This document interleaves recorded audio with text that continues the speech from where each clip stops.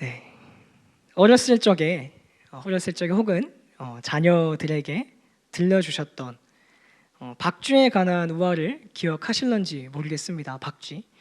어렴풋하게 기억은 나실 것 같은데요. 제가 짧게 한번 이야기해드리면 옛날에 새와 짐승들이 치열하게 전투를 하고 있었습니다. 짐승편은 사자와 호랑이를 앞세워서 새를 공격하고 있고요. 새들은 독수리와 매를 앞세우고 하늘에서 짐승들을 공격하고 있습니다. 이 두 개의 집단이 이게 대충 전투력이 비슷해가지고 싸움이 결판이 나지 않는 거예요. 이 치열한 공방 중에 박쥐라고 하는 동물이 하나 있었어요. 이 박쥐는 처음에 이제 새 편에서도 짐승 편에 붙지 않고 싸우는 것을 그냥 멀리서 지켜보기만 했던 겁니다. 그러다가 이 짐승 편이 좀 더 우세해지면 곧장 짐승한테 달려가가지고 야 나도 짐승이야, 얼굴 몸 봐봐 쥐랑 똑같이 생겼잖아 라고 말하고는 짐승 편이 되어서 뒤에서 싸우는 척을 막 열심히 했어요.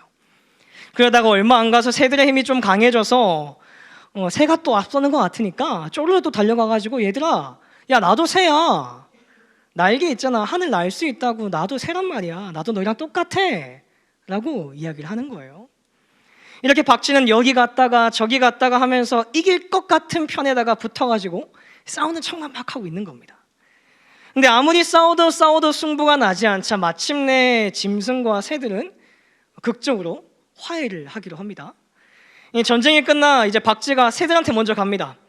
나 너희 편이잖아 딱 했더니 아야 너 짐승이니까 너 절로 가 하고 박쥐를 쫓아냅니다. 그래서 그냥 똘레똘레 짐승한테 갔더니 야 너 새잖아, 저기서 너 던지는 거 봤어, 너 새잖아 절로 가.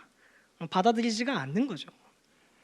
이 짐승 편에도 새 편에도 들지 못한 박쥐는 이 전쟁 이후로 언제나 혼자서 동굴이나 으슥한 곳에서 쓸쓸하게 살게 되었습니다 라는 이야기가 있었습니다. 기억하시나요? 네.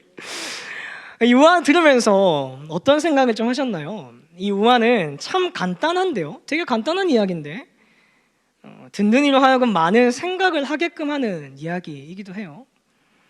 사람들은요 본능적으로 애매모호한 것을 싫어합니다. 이도 아니고 저도 아닌 거는 별로라는 거죠. 기면 긴 거고 아니면 아닌 거지 중간에 어설프게 껴있는 거는 딱히 좋아하지 않는다는 거예요. 애매모호한 태도 취하고 있는 거 별로 마음에 들지 않습니다. 박쥐가 왜 욕을 먹고 어두운 동굴 속에서 혼자 들어가서 살게 됩니까? 이게 동물도 아니고 새도 아닌 게 자기가 필요할 때만 여기 붙었다가 저기 붙었다가 왔다 갔다 하고 앉아 있으니까 양쪽에서 다 배척을 당하는 거잖아요. 둘 중에 하나를 선택하라라는 겁니다. 동물 편에 설 건지 아니면 새 편에 설 건지 선택하라는 거예요. 선택하지 않고 중간에서 눈치 보면서 어떤 게 나한테 더 이득이 될까, 어떤 게 더 나한테 유리할까, 어떤 게 더 나한테 조금 득이 될까, 이리 붙었다가 저리 붙었다가 눈치 싸움하지 말라라는 겁니다. 이 요한계시록 말씀 보면 마지막 날에 7교회에 대한 평가를 하는 장면이 등장을 합니다. 라오디아 교회에 향해서 하나님께서 이렇게 이야기하십니다. 내가 내 행위를 아노니 내가 차지도 아니하고 뜨겁지도 아니하도다. 내가 차든지 뜨겁든지 하기를 원하노라. 내가 이같이 미지근하여 뜨겁지도 아니하고 차지도 아니하니 내 입에서 너를 토하여 버리리라 라고 기록을 하고 있어요. 하나님께서 뭐라 얘기하냐면 야 너 뜨겁지도 않고 차지도 않으니까 차든가 뜨겁든가 아무거나 둘 중에 하나는 해야 되는 거 아니냐. 네가 미지근해서 어느 쪽도 아니니까 나는 너를 내 입에서 토해버릴 거야 라고 이야기하고 있다는 겁니다. 뜨겁던지 차던지 둘 중에 하나에 제대로 좀 서 있으란 말입니다. 어정쩡하게 미지근한 상태로 있지 말고 뜨거운 열정의 사람이 되어야 되지 않겠냐, 이 이야기하고 있는 거 아니겠습니까? 세상에 한 발, 교회에 한 발 걸치면서 나에게 어떤 게 더 이득이 되는 것인가 순간순간 판단하면서 선택하지 말라라는 거예요. 온전히 하나님 편에 서서 뜨거운 열정의 사람이 되어야 하지 않겠니? 라고 책망하고 있다라는 것이죠. 사람이 애매모호한 거 싫어하듯이 하나님께서도 애매모호한 거 별로 안 좋아하십니다. 하나님도 분명합니다. 명확한 거 좋아한다는 거예요. 그리고 하나님 앞에서 마지막 날에 심판받을 때에는요 중간 없습니다. 죽음 또는 영생 둘 중에 하나로 결정나는 거지 무슨 상반신은 하늘 가고 하반신은 지옥 가고 그런 게 아니라는 거죠. 오늘 함께 읽은 본문 예레미야 24장에서 이야기하고 있는 게 바로 이 이야기입니다. 생명과 죽음에 대해서 명확하게 제시하고 있는데요, 하나님께서는 예레미야에게 무화과 열매가 담겨있는 두 바구니를 보여주십니다. 한쪽에는 싱싱하고 아주 먹음직스러운 열매가, 그리고 또 다른 한쪽에는 먹을 수가 없이 썩어져 버린 냄새나는 열매가 담겨져 있어요. 그리고 예레미야에게 말씀하십니다. 무엇이 보이느냐? 예레미야가 대답하죠. 좋은 무화과 열매와 나쁜 무화과 열매가 있습니다. 이어서 하나님께서 말씀하십니다. 이 두 가지의 열매가 바로 앞으로 이스라엘 사람들이 처하게 되는 두 가지의 상황이란다. 누군가는 싱싱하고 먹음직스러운 반면 다른 한쪽은 썩고 냄새나는 버림받은 자가 될 것이다 라고 이야기를 하십니다. 근데 왜 이스라엘 사람들이 이 두 가지 결과로 나누어지게 되냐라는 질문이 우리에게 던져집니다. 하나님께서 택하신 민족이고, 하나님께서 함께 하시는 백성이고, 하나님과 동행하는 사람들인데 왜 그들의 한쪽은 싱싱하고 먹음직스러운 열매가 되고 다른 한쪽은 썩어 냄새나는 버림받을 수밖에 없는 열매가 되어야 하냐라는 거예요. 하나님께서는 유다 백성들을 향한 분명한 계획하심이 있으셨습니다. 지금까지 이스라엘 민족이 하나님 앞에서 지었던 수많은 죄악들에 대한 심판을 하시고 그들을 정결케 하시고자 하는 하나님의 큰 그림이 있었습니다. 그런데 이 하나님의 계획하심이 이게 사람의 눈으로 보기에는 민족의 멸망이라는 것으로 나타나요. 국가의 종말로 그려진다라는 거예요. 사람의 눈으로 봤을 때는 바빌론에게 그냥 나라가 망해서 그들에게 노예로 끌려가는 것처럼 보이더라는 겁니다. 실패한 민족, 망한 민족으로 비춰지게 된다라는 거예요. 그래서 그들은 끊임없이 살려고 발버둥을 칩니다. 살아보겠다고, 죽음으로부터 내가 벗어나 보겠다고 몸부림을 칩니다. 이웃 나라에 가서 도움을 청하고요, 하나님의 뜻을 알고자 하는 것이 아니라 그저 현실의 모습을 바라보면서 인간의 생각으로 이 상황들을 이해하려고 하고 벗어나보려고 하고 이겨내보려고 하고 있습니다. 이 문제 넘어서려고 해요. 그렇지만 그 몸부림과 그 노력들이 오히려 그들을 더 죽음으로 이끌고 가는 것을 그들은 알지 못했다라는 거예요. 이스라엘 백성들은 들어야만 했습니다. 예레미야를 통해서 선포하셨던 하나님의 그 마음을 들어야 했다라는 거예요. 하나님께서 계속해서 자신의 뜻과 계획하심을 유다 백성에게 전했음에도 불구하고 이 우둔한 어리석은 이스라엘 백성들은 듣지 않아요. 마음을 닫고 귀를 닫고 눈을 닫고 나의 뜻과 나의 생각대로 모든 것을 행하면서 살아갑니다. 그렇지만 하나님께서는 이런 백성들에게 오늘도 예레미야를 통해서 당신의 뜻과 당신의 마음과 당신의 계획을 선포하시더라라는 거예요. 이어지는 5절과 7절 말씀, 우리 본문 말씀인데요, 제가 공동번역 성경으로 말씀을 좀 준비했는데 한번 같이 합독해서 읽어봤으면 좋겠습니다. 공동번역 성경으로 5절에서 7절까지 말씀 같이 읽겠습니다. 시작. 나 야훼가 이스라엘의 하나님으로 말한다.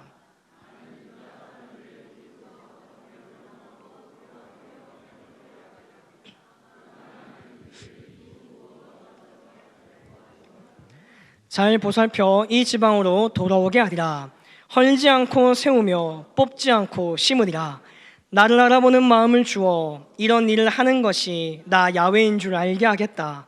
그리하면 이 백성이 진심으로 나에게 돌아와 내 백성이 되고 나도 그들의 하느님이 되리라. 아멘.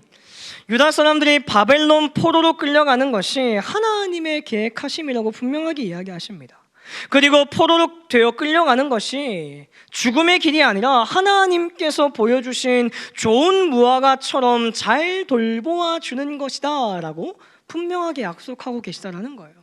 더 나아가서 하나님을 알아보는 마음을 허락하시고 사람의 눈으로 보기에 망한 것처럼 실패한 것처럼 보이겠지만 이 모든 것들이 하나님 당신의 섭리 안에 있었음을 고백하게 될 거야 라고 선언하고 계신 거예요.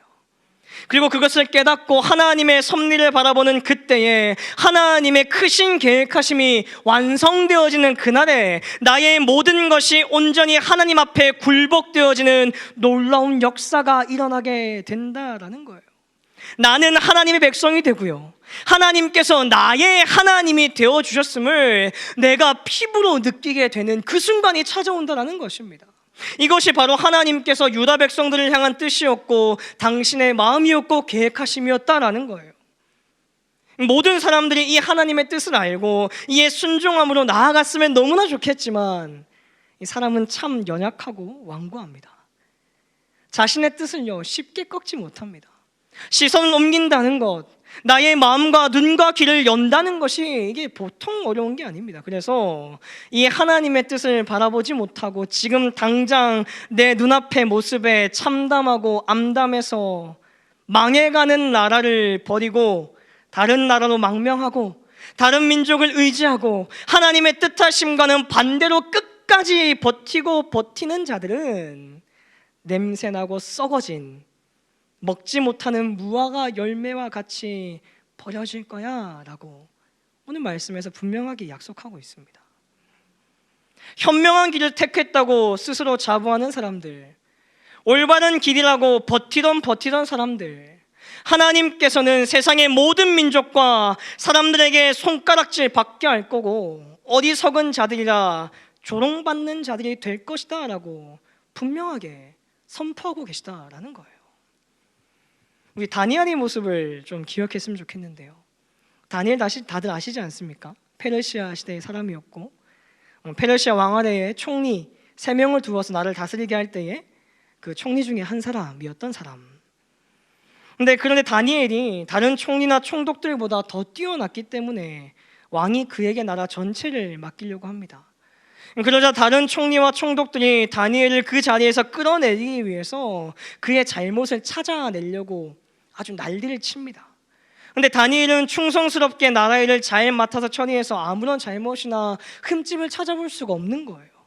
그래서 그들은 다니엘의 종교를 문제 삼아 그를 무너뜨리려고 합니다. 다니엘서 6장 7절 말씀인데요, 제가 쉬운 성경을 한번 읽어드릴게요. 우리 총리들과 수령들과 총독들과 보좌관들과 지휘관들이 의논한 것이 있습니다. 우리는 왕이 한 가지 법을 세우셔야 한다고 생각합니다. 그것은 바로 앞으로 30일 동안 왕 이외에 다른 신이나 다른 사람에게 기도를 하는 자가 있으면 누구든지 사자굴에 넣어야 한다는 것입니다 라고 기록을 합니다. 이 왕권 강화를 위해서 왕 이외에 다른 신이나 사람에게 기도하는 자가 있으면 강하게 처벌하는 법을 왕한테 건의를 하게 됩니다. 근데 다니엘 하나님을 믿는 사람이지 않습니까? 다른 신이나 사람에게 절하지 않고 오직 하나님 앞에서만 기도하던 신실한 사람. 그래서 그들은 이 법을 제정함으로 다니엘을 사자굴에 집어넣으려고 작전을 쓰게 된 거죠. 다리오 왕은 이 법을 굳이 거절할 이유가 없었습니다. 왕권 강화를 하기 위해서 행하는 법이니까 그냥 시키게 됩니다. 그래서 이제 법을 어기는 자는 누구든지 사자굴에 던져지게 되는 거죠. 자, 그렇다고 한다면 여러분들이 만약에 다니엘 자리에 있었다고 한다면 어떻게 하시겠습니까? 기간도 정해져 있었어요. 그냥 30일, 한 달 동안만 기도하지 않으면 됩니다. 그러면 이 법은 그냥 효력이 끝나게 되는 거예요. 그리고 그 법의 효력이 끝난 뒤에 다시 기도하면 되는 거지 않습니까? 그래도 내가 하나님께 기도하지 않으면 안 되겠다 싶으면 다른 사람들이 보지 않는 곳에 숨어가지고 하나님께 그냥 기도할 수 있는 거잖아요. 그렇죠? 이 법에 걸리지 않도록 어떻게든 피할 수 있는 방법은 그 가운데 있었습니다. 그리고 그렇게 행하는 것, 그렇게 피하는 것이 지혜롭고 현명한 방법이라고 우리는 생각을 하게 됩니다. 피할 수 있으면 피해야 되죠. 굳이 안 피하는 건 어리석은 행동이지 않습니까? 그런데 다니엘은 어떻습니까? 굳이 힘든 길로 발걸음을 옮겨서 걸어 들어갑니다. 사람들이 봤을 때는 멍청하고 어리석고 바보 같은 판단을 내리더라는 거예요. 10절 말씀인데요, 제가 읽어드리겠습니다. 다니엘은 왕이 새 법에 도장을 찍은 것을 알고도 자기 집 다락방으로 올라가 늘 하던 것처럼 하루에 3번씩 무릎을 꿇고 하나님께 기도하며 감사를 드렸습니다. 그 창문은 예루살렘 쪽을 향해 열려 있었습니다 라고 기록을 합니다. 다니엘은 새 법을 어기면 자신이 죽음의 길로 가게 될 것을 알고 있음에도 불구하고 늘 그가 하던 것처럼 하루에 3번씩 무릎 꿇고 하나님께 감사하며 기도합니다. 그것도 방 창문들을 다 열어놓고 기도를 해요. 자살행위인 거예요. 그냥 나 죽고 싶습니다라고 한 겁니다. 사자굴이 어떻게 생겼나 직접 들어가서 구경하고 싶지 않은 이상 이렇게 행동하는 건 정말 바보 같은 거죠. 누가 자기가 죽을 것을 알면서도 그 길을 걸어갑니까? 그런데 그런 사람이 여기 있습니다. 다니엘. 누가 봐도 이 길은 아닌데, 이렇게 하는 것은 지혜로운 선택이 아닌데, 사람의 눈으로 볼 때는 진짜 멍청하고 어리석은 판단이고 결정인데, 다니엘은 이 길을 따라서 걸어가더라라는 거예요. 죽음의 길, 사망의 길로 보이는 이 결정을 따라서 발걸음을 옮겨갑니다. 그 결과 어떻게 됩니까? 당연히 왕이 자기가 한 말이 있으니까 행은 집행이 됩니다. 잡혀가지고 사자굴에 던져지게 되죠. 그리고 큰 바위를 구해서 굴의 입구를 막습니다. 이제 더 이상 돌이킬 수가 없는 거죠. 진짜 죽게 된 겁니다. 문이라도 열려있으면 밤에 누가 좀 몰래 가서 도와주기라도 할 텐데 문을 바위로 막아놨으니까, 거기다 표시까지 해놨으니까 답이 없는 겁니다. 다니엘에게 남은 것이라고는 이제 자신이 한 어리석은 행동에 책임을 지고 죽음의 길로 가는 거예요. 모든 사람들이 이렇게 생각했을 겁니다. 다니엘을 죽게 만든 다른 총리나 총독들은 기뻐했을 거예요. 자신들이 쓴 작전에 다니엘이 제대로 걸려들어서 완벽하게 그를 제거해버릴 수 있을 거라 생각했을 겁니다. 완벽하게 우리가 승리했다라고 얘기했을 거예요. 근데 이튿날 사자굴을 여러분이 어떻게 됩니까? 22절 말씀인데요, 나의 하나님께서 천사들을 보내셔서 사자들의 입을 막으셨습니다. 하나님께서는 내가 죄가 없다는 것을 아시기 때문에 사자들이 나를 해치지 못하게 하셨습니다. 왕이시여, 나는 왕에게 잘못한 일이 없습니다. 기록합니다. 하나님께서 천사들을 보내셔서 사자들의 입을 막으시고 사자들로부터 다니엘을 지켜주십니다. 다른 사람들로 봤을 때에는 죽음의 길이고 사망의 길이었던 그곳을 하나님께서는 기적의 공간으로, 하나님의 살아계심을 증명하는 공간으로 변화시켜 주시더라라는 거예요.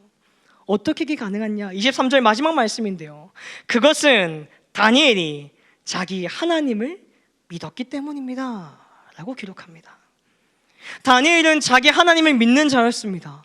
다른 사람들이 이건 아니라고, 이렇게 하면 안 된다고, 이렇게 하는 건 죽음의 길이고 이렇게 하는 건 망하는 길이고 이렇게 하면 사망의 길이라고 그렇게 둘러싸고 말려도 그는 흔들리지가 않았던 거예요. 그는 온전히 하나님을 신뢰했습니다. 사람의 눈으로 상황을 바라보고 사람의 생각으로 문제를 판단하는 것이 아니라 나에게 주어진 상황과 환경이 어떻든지 간에 온전히 하나님을 믿었다라는 거예요. 하나님을 신뢰함으로 묵묵히 그 길을 향해서 뚜벅뚜벅 걸음을 옮긴 사람이었습니다. 그렇게 흔들리지 않는 굳건한 믿음을 가지고 그 길을 걸어가니까 죽음의 길로 보여지고 사망의 골짜기로 여겨지는 그 사자굴에서 하나님의 일하심을 마주하고 하나님의 살아계심을 체험하는 기적을 경험하게 되더라라는 겁니다.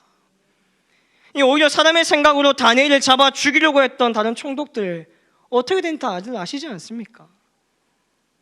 다 그냥 24절 말씀인데요, 왕이 명령을 내려 다니엘을 고소한 사람들뿐 아니라 그 아내와 자녀들까지 데려와 사자굴에 넣게 했습니다. 사람들이 그들을 굴에 넣었더니 바닥에 닿기도 전에 사자들이 덮쳐서 그들의 뼈까지 부수어 버렸습니다 라고 기록을 합니다. 다니엘을 고소한 사람들뿐만 아니라 그 아내와 자녀들까지 한순간에 죽임을 맞이하게 된 거예요. 이게 사람의 눈으로 봤을 때는 완벽하게 성공한 작전이었거든요. 법을 어기면 죽을 수밖에 없도록 만들었고, 다니엘은 고맙게도 법을 어겨서 사자굴에 던져지게 됩니다. 그런데 한순간에 역전이 일어나게 되는 겁니다. 그들은 완벽했어요. 그런데 한 가지를 몰랐습니다. 세상의 모든 것 위에 뛰어난 분이 계시다라는 것을 그들은 알지 못했던 겁니다. 세상의 창조자 되시고 세상의 모든 만물을 다스리시는 하나님이 계시다는 것, 사망의 꽃을 피우시고 광야의 길을 내시는 능력의 하나님을 그들은 알지 못했던 겁니다. 그래서 그들은 자신들의 눈에 좋은 것만을 쫓다가 다 이루었다라고 생각하는 그 순간에 꺾여서 죽음을 맞이하게 된 것이죠. 하나님을 알지 못하는 자의 결말은 이렇습니다. 다 되었을 것이라고 생각하지만, 완벽하게 나의 계획대로 흘러갔다고 여기지만 결국 그 끝은 사망과 죽음밖에 없다라는 거예요. 오늘 예레미야가 외치는 이야기도 똑같은 겁니다. 하나님을 믿고 신뢰하는 자들은 길이 없는 곳이라고 할지라도 하나님을 믿음으로 그 절망과 죽음의 길 향해 걸어가는 겁니다. 나라가 망했습니다. 이제 바벨론의 포로로 끌려가게 됩니다. 사람의 눈으로 바라봤을 때는 바벨론의 포로로 끌려가는 것보다 다른 나라로 도망치고 다른 나라에게 도움을 구하는 것이 지혜롭고 옳은 것이라 여길 수가 있습니다. 그렇게 현명한 것 같아요. 그러나 하나님을 믿는 자들은, 하나님을 신뢰하는 자들은 다른 곳에 마음을 두지 않는 거예요. 내가 어느 곳에 있든지 간에, 어느 길을 가든지 간에 하나님과 함께 한다면 죽음과 사망의 자리가 기적의 자리, 생명의 자리인 것을 알기 때문인 겁니다. 이것을 믿고 신뢰함으로 그 길을 걸어가는 자들에게 하나님께서 약속하신 거죠. 나는 그들을 이 좋은 무화과처럼 잘 돌보아 주리라. 헐지 않고 세우며 뽑지 않고 심으리라. 나를 알아보는 마음을 주어 이런 일을 하는 것이 나 야훼인 줄을 알게 하겠다. 그리하면 이 백성이 진심으로 나에게 돌아와 내 백성이 되고 나도 그들의 하나님이 되리라. 약속하신 거예요. 우리 사랑하는 말씀삼 공동체 성도님들, 그렇기 때문에 저와 여러분들은 오늘 이 밤 결단해야 되는 겁니다. 사자굴로 들어간 다니엘과 같이 하나님을 신뢰함으로 바벨론의 포로로 잡혀간 사람들과 같이 하나님을 믿고 신뢰하겠노라 결단해야 되는 거예요. 사람의 눈으로 볼 땐 너무나 낭망되고 말도 안 되고 이해 안 되는 일이라고 여겨진다 할지라도 하나님의 뜻이라고 한다면 순종할 수 있는 자가 되겠습니다 라는 믿음의 고백이 오늘 나에게 있어야 된다라는 겁니다. 하나님의 일하심과 계획하심은 사람의 눈으로 도저히 이해할 수 없는 것임을 받아들이고 그의 발 앞에 굴복되었음을 인정해야 되는 거예요. 그렇게 인정하고 굴복하며 나아갈 때에 나는 진정한 하나님의 백성이 되고 하나님은 나의 하나님이 되어 주신다라는 겁니다. 말씀을 정리하겠습니다. 눈앞의 것을 바라보며 낙심하고 낙담하며 살아가지 마시길 바랍니다. 다른 이들은 실패했다 이야기하고 망했다고 이야기하고 멍청하다고 이야기하고 어리석다라고 이야기하는 것에 내 귀를 두지 말고 내 두 눈을 돌리지 마시길 바라요.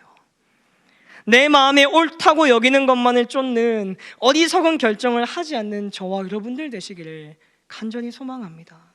우리가 바라보고 귀 기울이고 마음을 두어야 할 곳은 눈앞에 보이는 현실과 상황과 다른 누군가의 판단과 내 눈의 좋음이 아니라 하나님의 섭리와 계획하심임을 마음에 각인시킬 수 있는 우리 성락 공동체 모두가 되시기를 주님의 이름으로 축복합니다.